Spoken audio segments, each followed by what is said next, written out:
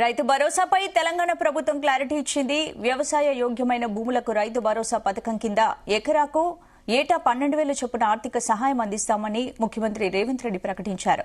భూమి లేని వ్యవసాయ కుటుంబాలకు కూడా ఏటా 12,000 ఇవ్వాలని నిర్ణయించామని చెప్పారు. రాళ్లు, రప్పలు, గుట్టలు, రోడ్ల నిర్మాణంలో పోయిన భూములు, మైనింగ్ భూములు, నాలా కన్వర్షన్ పొందిన భూములు, రియల్ ఎస్టేట్ వెంచర్లు, పరిశ్రమల కోసం సేకరించిన భూములు, రైతుల నుంచి ప్రభుత్వం సేకరించిన భూములకు రైతు భరోసా పథకాన్ని వర్తింపజేయబోమని సీఎం స్పష్టం చేశారు.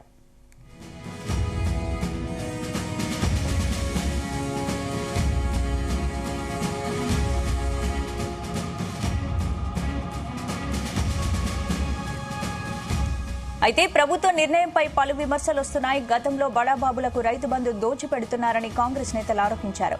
కానీ ఇప్పుడు వాళ్లు కూడా రైతు భరోసాకు ఎలాంటి సీలింగ్ పెట్టలేదు. 100 ఎకరాల రైతులకు రైతు భరోసా ఇవ్వనున్నారు. ఇక వ్యవసాయ యోగ్యమంటూ మళ్లీ పైరవీలకు బాటలు వేశారనే టాక్ వినిపిస్తోంది. సాగు నిర్ధారణ కోసం అధికారులపై నేతల ఒత్తిళ్లుంటాయంటున్నారు. ఇక రైతు భరోసా కూడా రైతు బంధుల సర్కార్ను బద్నాం చేసే పథకమే అవుతుందనే అభిప్రాయం వ్యక్తమవుతోంది.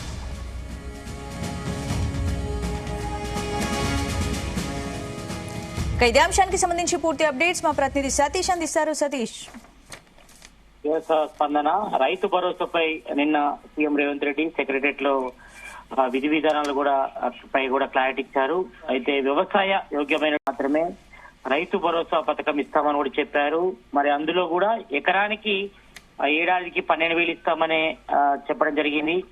మరి ఈ ప్రకటనపై కూడా పలు రైతు సంఘాల నాయకులు కూడా విమర్శలు చేస్తున్నారు. ఎందుకంటే తెలంగాణ కాంగ్రెస్ గవర్నమెంట్ ఏర్పడిన తర్వాత తెలంగాణ కాంగ్రెస్ గవర్నమెంట్ వస్తే ఏడాదికి 15,000 ఇస్తామన్నారు. మరి ప్రజెంట్ మాత్రం ఏడాదికి 12,000 ఇస్తామని చెప్పడం పట్ల కూడా ఇటు రైతు సంఘాల నాయకులు కూడా ప్రధానంగా ఆరోపిస్తున్నారు. మరి రైతులను రేవంత్ సర్కార్ మోసం చేస్తుందని కూడా పలు విమర్శలు కూడా వస్తున్నాయి. మరోవైపు ఇటు బీఆర్ఎస్ మాజీ మంత్రి అదేవిధంగా ఎమ్మెల్యే అయినటువంటి హరీష్ రావుతో పాటు బీజేపీ కేంద్ర సహాయ మంత్రి బండి సంజయ్ కూడా విమర్శలు చేశారు. మరి 15,000 ఇస్తామన్నారు. మరి ఈ రకంగా మాట మార్చడం ఏంటంటే కూడా వాళ్ళు కూడా ప్రధానంగా ఆరోపిస్తారు. మరి మరోవైపు ఇటు భూమి లేని వ్యవసాయ కుటుంబాలకు కూడా ఏటా 12,000 ఇవ్వాలని కూడా రాష్ట్ర ప్రభుత్వం నిర్ణయించింది. మరి రాళ్లు, రప్పలు, గుట్టలు, రోడ్ల నిర్మాణంలో పోయినటువంటి భూములు, మైనింగ్ భూములు, నాలా కన్వెన్షన్స్ భూములు, అదేవిధంగా రియల్ ఎస్టేట్ వెంచర్లు, పరిశ్రమల కోసం సేకరించిన భూములు, రైతుల నుంచి ప్రభుత్వం సేకరించినటువంటి భూములకు మాత్రం రైతు భరోసా పథకం వర్తించని కూడా చెప్పారు. ఇది మంచి నిర్ణయంగా ఇది అందరూ కూడా స్వాగతిస్తున్నారు. కానీ తెలంగాణ కాంగ్రెస్ గవర్నమెంట్ వస్తే మరి 15,000 ఇస్తామన్నారు ఎకరానికి. మరి గత ఖరీఫ్ సీజన్ అయితే మొత్తానికే ఇవ్వలేదు. మరి ఈ యొక్క రైతు భరోసా సంబంధించి విధి విధానాలకు సంబంధించి కూడా దాదాపు 6-8 నెలల నుంచి కూడా కేబినెట్ సబ్ కమిటీ కూడా ఏర్పాటు చేశారు డిప్యూటీ సీఎం మల్లబట్టి విక్రమార్క నేతృత్వంలో. మరి ఆ కేబినెట్ సబ్ కమిటీ దాదాపు ఉమ్మడి 10 జిల్లాల్లో కూడా తిరిగి రైతుల అభిప్రాయం కూడా తీసుకున్నారు. మరి మేజర్ గా రైతు సంఘాల నాయకులు రైతులంతా కూడా ఒకటే చెప్పారు, 10 ఎకరాల లోపు రైతు భరోసా ఇస్తే బాగుంటుంది అని కూడా తన అభిప్రాయం చెప్పారు. మరి రాష్ట్ర ప్రభుత్వం మాత్రం ఆ యొక్క సూచనలు మాత్రం పెడదోన పెట్టింది. మరి అందరికి ఇస్తామన్నారు. మరి గత బీఆర్ఎస్ గవర్నమెంట్ అందరికి ఇచ్చింది, రాళ్లు రప్పలకి ఇచ్చింది, వ్యవసాయ యోగ్యమైన భూములకు ఇచ్చారు, యోగ్యం కాని భూములకు కూడా ఇచ్చారు. మరి కాంగ్రెస్ గవర్నమెంట్ కూడా తీసుకున్న ఈ నిర్ణయాన్ని మాత్రం చాలా మంది రైతు సంఘాల నాయకులు ఇటు బీఆర్ఎస్ గానీ బీజేపీ నేతలు కూడా విమర్శిస్తున్నారు. మరి ఈ రకంగా యోగ్యమైన భూమికి అయితే ఇస్తామంటున్నారు, అది మంచి నిర్ణయమే. మరి రైతు భరోసాకు ఎలాంటి సీలింగ్ పెట్టడంపై కూడా రేవంత్ సర్కార్ పై కూడా కొంతవరకు విమర్శలు వస్తున్నాయి. మరి 100 ఎకరాల రైతులకు రైతు భరోసా డబ్బులు ఇస్తామని చెప్తున్నారు. మరి వ్యవసాయ యోగ్యం అంటూ కూడా మళ్ళీ పైరవీలకు బాటలు వేసే అవకాశం ఉంది. ఎందుకంటే మనం చూసాం ఇటు రూరల్ గానీ పొలిటీషియన్స్ అధికారులతో కూడా కొంతవరకు పైరవీలు చేసి వాళ్ళ వ్యవసాయం చేయని భూములు కూడా రైతు భరోసా ఇచ్చుకునే వెసులుబాటు ఉంటే చాలా జిల్లాలో మనం చూసాం. గత బీఆర్ఎస్ గవర్నమెంట్ కూడా చాలా మంది పొలిటీషియన్స్ వ్యవసాయం చేయకుండా కూడా రైతు భరోసా నిధులు వాళ్ళ అకౌంట్ లో వేసుకునే పరిస్థితి. మరి ప్రజెంట్ ఎలాంటి లిమిటేషన్ పెట్టకుండా ఎలాంటి కటాఫ్ పెట్టకుండా అందరికి ఇస్తామని చెప్పారు. కాబట్టి మరి ఏ రకంగా ఐడెంటిఫై చేస్తారు? మరి అది వ్యవసాయ భూమా లేకపోతే వ్యవసాయ యోగ్యత లేని భూమా, ఏ రకంగా ఐడెంటిఫై చేస్తారు? మరి దీనికి సంబంధించి విధి విధానాలు ఏం చెప్పబోతుంది రాష్ట్ర ప్రభుత్వం దానిపై కూడా ఇటు వ్యవసాయ సంబంధించిన రైతులు గాని సంఘాలు గాని మరి బీజేపీ గాని ఇటు బీఆర్ఎస్ గాని ప్రధానంగా విమర్శిస్తుంది. మరి ఈ రకంగా రైతుల్ని కాంగ్రెస్ గవర్నమెంట్ మోసం చేస్తుందంటూ కూడా పెద్ద ఎత్తున కూడా విమర్శలు అయితే వస్తున్న పరిస్థితి కనిపిస్తుంది. ఎందుకంటే జనరల్ గా పెద్ద రైతులు 10 నుంచి 15 ఎకరాల వరకు మాత్రమే ఉంటారు. మరి అంతవరకు సీలింగ్ పెడితే బాగుంటుందని కూడా చాలా వరకు కేబినెట్ సబ్ కమిటీ సంబంధించి కమిటీ సభ్యులకు కూడా రైతు సంఘ నాయకులు కూడా ప్రధానంగా సూచనలు కూడా చేశారు. మరి అవన్నీ కూడా రాష్ట్ర ప్రభుత్వం పెడదవ పెట్టినట్టుగా అనిపిస్తుంది. మరి ఎక్కడ కూడా సీలింగ్ పెట్టలేదు. మరి అందరికి ఇస్తామన్నారు. అంటే 100 ఎకరాలతో పాటు 1000 ఎకరాల భూములు కూడా ఇస్తామన్నారు. మరి వాళ్ళు వ్యవసాయం చేస్తారా లేదా అనేపై కూడా ఎట్లా ఐడెంటిఫై చేస్తారు? మరి రూరల్ లో మనం చూసుకోవచ్చు.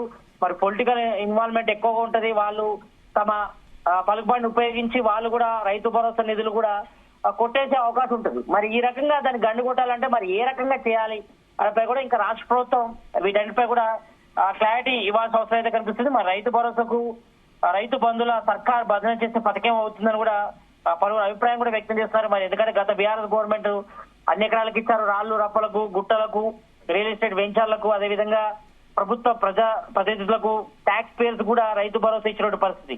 మరి దాదాపు గత ప్రభుత్వంలో 22,000 కోట్లు వృధాగా పోయినటువంటి పరిస్థితి. మరి ఈ గవర్నమెంట్ లో మరి వ్యవసాయ యోగ్యమైన భూమికి మాత్రమే రైతు భరోసా ఇస్తామంటున్నారు. కానీ మరి దాన్ని ఏ రకంగా ఐడెంటిఫై చేస్తారు? ఏ రకంగా ఐడెంటిఫై చేసి వాళ్ళ రైతుల ఖాతాలో చేస్తారు? మరి మిగతా దాన్ని ఎట్లా సెర్చ్ చేస్తారు? అంటే యోగ్యత లేని భూములు ఏ రకంగా ఐడెంటిఫై చేసి మరి వాళ్లకు కట్అప్ చేస్తారనిపై కూడా ఇంకా చాలా వరకు సందేహాలు ఉన్నాయి ఈ రైతు భరోసా స్కీమ్ సంబంధించి కూడా. కాబట్టి వీటన్నిటిపై కూడా రాష్ట్ర ప్రభుత్వం వెంటనే క్లారిటీ ఇవ్వాల్సిన అవసరం ఉంది. మరి చాలా వరకు ఇటు కేబినెట్ సబ్ కమిటీ దాదాపు 8 నెలల పాటు కూడా 10 జిల్లాలు కూడా తిరిగి తర్వాత సతీష్ గ్రామ సభలు పెడతా అన్నారు. దానిపై ఏమైనా క్లారిటీ ఉందా? ఇప్పటికే ప్రభుత్వ నిర్ణయంపై పలు విమర్శలు వస్తున్నాయి. కాబట్టి మరి ఇప్పుడు రైతు భరోసా లాగా రైతు బంధులా కూడా సర్కార్ పై మళ్ళీ విమర్శలు వచ్చే అవకాశాలు ఉన్నాయి అనుకోవచ్చా? తప్పకుండా. ఎందుకంటే గ్రామ సభలు పెట్టిన తర్వాత దానిలో ఐడెంటిఫికేషన్ చేయాలని కూడా రాష్ట్ర ప్రభుత్వం భావించింది. మరి ప్రజెంట్ అయితే మాత్రం ఈ సంక్రాంతికి రైతు భరోసా నిధులు విడుదల చేస్తామని కూడా నిన్న సీఎం రేవంత్ రెడ్డి కూడా స్పష్టం చేశారు. మరి ఈ నేపథ్యంలో ఈ యొక్క గ్రామ సభలు అయితే లేనట్టే. మరి పాత రికార్డ్స్ ప్రకారమే ఈ యొక్క రైతు భరోసా నిధులు రైతుల అకౌంట్ లో జమ చేసే అవకాశం ఉంటుంది. కానీ ఇక్కడ ఒక విషయం మాట్లాడాలి. మరి రైతు భరోసా సంబంధించిన నిధులకు సంబంధించి మరి వ్యవసాయ యోగ్యమైన భూములకు మాత్రమే రైతు బంధు ఇస్తామంటున్నారు. మరి అది ఏ రకంగా? ఎందుకంటే ఏఈఓలు రూరల్ లో వెళ్ళిన తర్వాత వాళ్ళ డీటెయిల్స్, రైతుల డీటెయిల్స్ తీసుకొని మరి వాళ్ళు వ్యవసాయం చేస్తున్నారు లేదా అనేది ఐడెంటిఫై చేయాల్సి ఉంటుంది. మరి అది ఎన్ని రోజులలో చేస్తారనేపై కూడా ఇంకా క్లారిటీ లేదు. కాబట్టి మరి ఈసారికి మాత్రం అందరికి వేసే అవకాశం ఉంది. మరి ఇందులో మనం చూసుకోవచ్చు, కొంతమంది 5,000కు తావిచ్చినట్టుగా ఉంటది. ఎందుకంటే కొంతమంది రూరల్ లో అధికారులను ఇంప్లిమెంట్ చేస్తారు. అధికారులతో కూడా కొంతమంది కుమ్మక్కై వాళ్ళకు కూడా రైతు భరోసా ఇచ్చుకునే ప్రయత్నం చేసుకుంటారు. కాబట్టి మరి ఈ రకంగా కూడా ప్రభుత్వ సొమ్ము, ప్రజల సొమ్ము కూడా దుర్వినియోగం అవకాశం ఉంటుంది. ఎందుకంటే గత బీఆర్ఎస్ గవర్నమెంట్ లో దాదాపు 20,000 కోట్లు దుర్వినియోగం కూడా మరి రేవంత్ రెడ్డి అసెంబ్లీలో కూడా ప్రస్తావించారు. కాబట్టి మరి ఈ నేపథ్యంలో మరి ప్రజెంట్ మాత్రం గత దేవులు తీసుకున్న రైతు బంధు, మరి ఇప్పుడు రైతు భరోసా కూడా సేమ్ అదే పథకం కూడా దారితీస్తుంది. కాబట్టి మరి వీటన్నిపై కూడా ఇంకా రాష్ట్ర ప్రభుత్వం క్లారిటీ ఇవ్వాల్సిన అవసరం ఉంది. మరి పెద్ద ఎత్తున మాత్రం ఇటు రైతు సంఘాలు, రైతులు, అదేవిధంగా ప్రతిపక్షంలో ఉన్నటువంటి బీఆర్ఎస్, బీజేపీ నేతలు ఒకటే ఆరోపిస్తున్నారు. మరి తెలంగాణలో కాంగ్రెస్ గవర్నమెంట్ వస్తే రైతులకు ఎకరానికి సంవత్సరానికి 15,000 ఇస్తామన్నారు. మరి ప్రజెంట్ 12,000 ఇస్తామంటున్నారు. మరి కౌలు రైతులు కూడా 15,000 ఇస్తామన్నారు. మరి ఇంతవరకు దానిపై కూడా క్లారిటీ ఇవ్వలేదు. మరోవైపు వ్యవసాయ కూలీలకు 12,000 ఇస్తామని చెప్తున్నారు. అది కూడా వ్యవసాయ భూములు లేని కూలీలకు, అది కూడా ఉపాధి హామీ పథకం సంబంధించిన కార్డుదారులకు మాత్రమే ఇస్తామని చెప్తున్నారు. మరి అందులో చాలా మంది కూడా వ్యవసాయ భూమి ఉన్న వాళ్ళు కూడా ఉపాధి హామీ కార్డు మీద కూడా కూలికి వెళ్తున్న పరిస్థితి. కాబట్టి మరి వాళ్ళని ఏ రకంగా ఐడెంటిఫై చేస్తారు? దాదాపుగా మనకు వస్తున్న లెక్కల ప్రకారం దాదాపు రాష్ట్ర వ్యాప్తంగా 10 నుంచి 12 లక్షల మంది వ్యవసాయకులు ఉన్నారు. మరి వాళ్ళందరికీ ఈ యొక్క ఇంద్రమ్మ రైతు భరోసా ఇస్తారా లేదా అనిపై కూడా ఇక్కడ క్లారిటీ రావాల్సింది. ఇక మరోవైపు రాష్ట్ర వ్యాప్తంగా 1,38,00,000 వ్యవసాయ భూములు ఉన్నాయి. మరి వీటన్నిటికీ రైతు భరోసా ఇవ్వాలంటే మాత్రం రాష్ట్ర ప్రభుత్వానికి 8,000 కోట్ల పైగా నిధులు అవసరమయ్యాయి. కాబట్టి మరి వీటన్నిటి ఏ రకంగా సేకరిస్తారు, ఏ రకంగా రైతుల అకౌంట్ లో జమ చేస్తారు?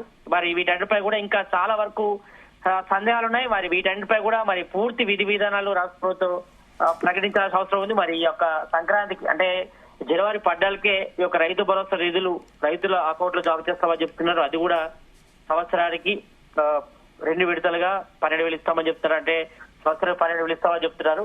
మరి సంవత్సరానికి 12,000 ఇస్తామని చెప్తున్నారు. మరి ఒక విడతగా 6,000 ఇస్తామని చెప్తున్నారు. కాబట్టి మరి ఇది ఏ రకంగా రైతులు యోగ్యమైనటువంటి భూమికి సంబంధించి కూడా ఏ రకంగా ఐడెంటిఫై చేస్తారంపై కూడా ఇంకా క్లారిటీ రావాల్సింది. మరి వీటన్నిపై కూడా పూర్తిగా రాష్ట్ర ప్రభుత్వం విధి విధానాలు రిలీజ్ చేస్తేనే వీటన్నిపై క్లారిటీగా ఉంది. మరి మరోవైపు మాత్రం ఈ యొక్క రైతు భరోసా సంబంధించి విధి విధానాలపై కూడా ఇటు పెద్ద ఎత్తున కూడా విమర్శలు అయితే వస్తున్నాయి.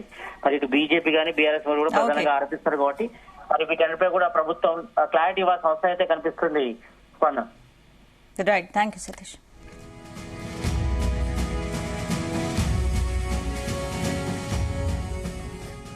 కాంగ్రెస్ ప్రభుత్వం ప్రకటించిన రైతు భరోసాపై మాజీ మంత్రి కేటీఆర్ ఎక్స్ వేదికగా సెటైర్లేశారు. సుమతి శతకాన్ని ఉదహరిస్తూ పోస్ట్ పెట్టారు. అక్కరకు రాని ఇందిరమ్మ భరోసా, రైతు భరోసాలో రైతునే కాంగ్రెస్ మాయం చేసిందన్నారు. మొక్కిన ఒక్క పథకం ఇయ్యని కాంగ్రెస్ ప్రభుత్వం మోసానికి మారుపేరుగా నిలిచిందన్నారు. రైతు ద్రోహి ముఖ్యమంత్రి రేవంత్ రెడ్డి అని, ఒడ్డేకి తెడ్డి చూపిన ఇందిరమ్మ రాజ్యమని కామెంట్స్ పోస్ట్ చేశారు. సిగ్గు సిగ్గు, ఇది సర్కార్ కాదు, మోసగాళ్ల బెదిరింపు మేళ. అబద్దానికి అంగీలాగు వేస్తే అది కాంగ్రెస్, మోసానికి బేకప్ వేస్తే అది కాంగ్రెస్ అంటూ కేటీఆర్ ఎక్స్ లో పోస్ట్ పెట్టారు.